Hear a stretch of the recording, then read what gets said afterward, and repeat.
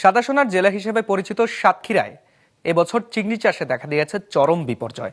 উন্নত পোনার অভাব, ঘন ঘন প্রাকৃতিক দুর্যোগ, তাপপ্রবাহ, ভাইরাস সংক্রমণ আর লবণাক্ততা বৃদ্ধিতে গোটা খাতি সংকটে পড়েছে। সাতক্ষীরা জেলা রিপোর্টার মোস্তাফিজুর রহমান উজ্জ্বলের পাঠানো তথ্যছবিতে ডেস্ক রিপোর্ট।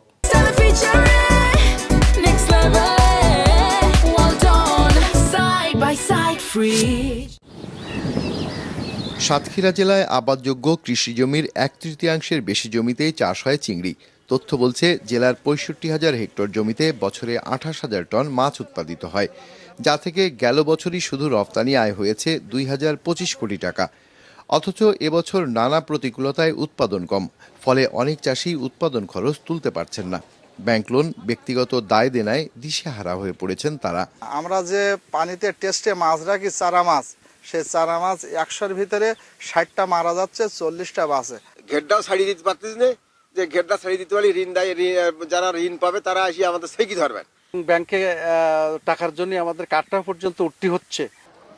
কেবল প্রাকৃতিক বিরূপতা নয়, চিংড়ি চাষের অন্যতম প্রতিবন্ধকতা হয়ে দাঁড়িয়েছে ভালো মানের সুস্থ পোনার প্রাপ্তি। দ্রুত এই জেলায় মানসম্মত পোনা উৎপাদন নিশ্চিতের দাবি মৎস্য চাষিদের।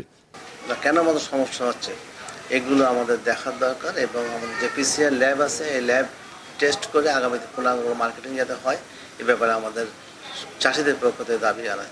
জলবায়ু পরিবর্তনের প্রভাবও পড়েছে সাতক্ষীরার চিংড়ি চাষে।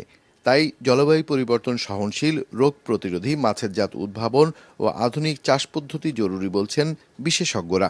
এসপিআর, এসপিটি এই ধরনের প্রযুক্তি আমাদের গ্রহণ করতে হবে, যেগুলো রোগ সহনশীল যে সমস্ত জাত আছে সেইগুলো আমাদেরকে চাষ পর্যায়ে ছড়ায় দিতে হবে, এবং চাষিরা এগুলো যদি গ্রহণ করে আধুনিক প্রযুক্তি, তাইলে আমাদের বাগদার উৎপাদন বাড়বে, আমাদের চাষিরা উপকৃত হবে। চিংড়ি চাষে বিদ্যমান সংকট সমাধান না হলে দেশের সাদা সোনার ঐতিহ্য আরও বড় ধাক্কায় পড়বে, কমবে বৈদেশিক রফতানি ও আয় বলছেন সংশ্লিষ্টরা। মোস্তফা জামাল, বিজনেস রিপোর্ট, মাছরাঙা টেলিভিশন।